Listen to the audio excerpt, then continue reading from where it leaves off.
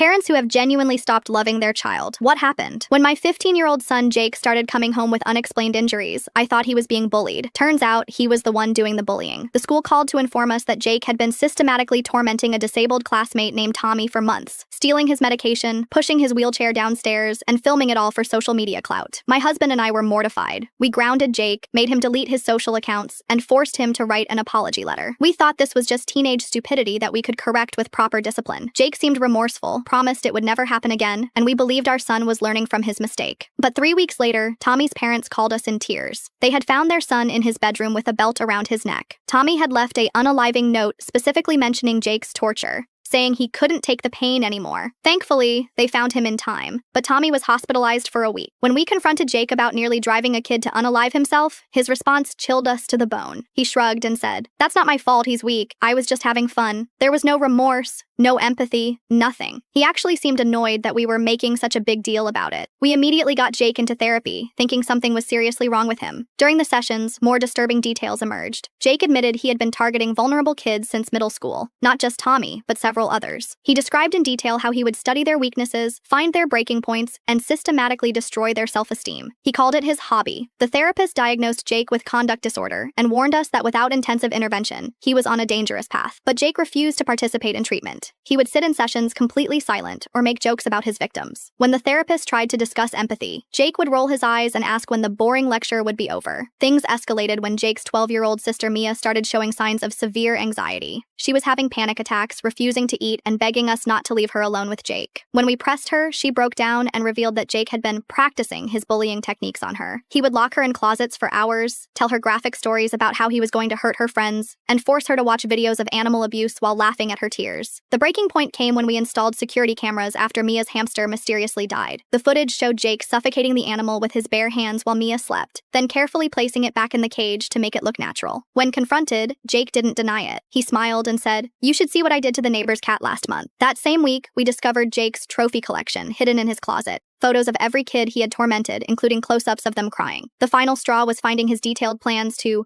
graduate from animals and kids to bigger targets. His journal contained step-by-step strategies for causing maximum psychological damage to adults, including specific plans targeting me, my husband, and several teachers. When we tried to have him committed, Jake calmly told the intake counselor that he would make us pay for betraying him. Jake is now 17 and has been in and out of juvenile facilities for escalating violent behavior. Each time he's released, he contacts us with new threats, more sophisticated plans for revenge. Mia is in intensive therapy and still wakes up screaming his name. We've moved twice and live in constant fear of the day he turns 18 and is released as an adult. The sweet little boy who used to bring me flowers is gone.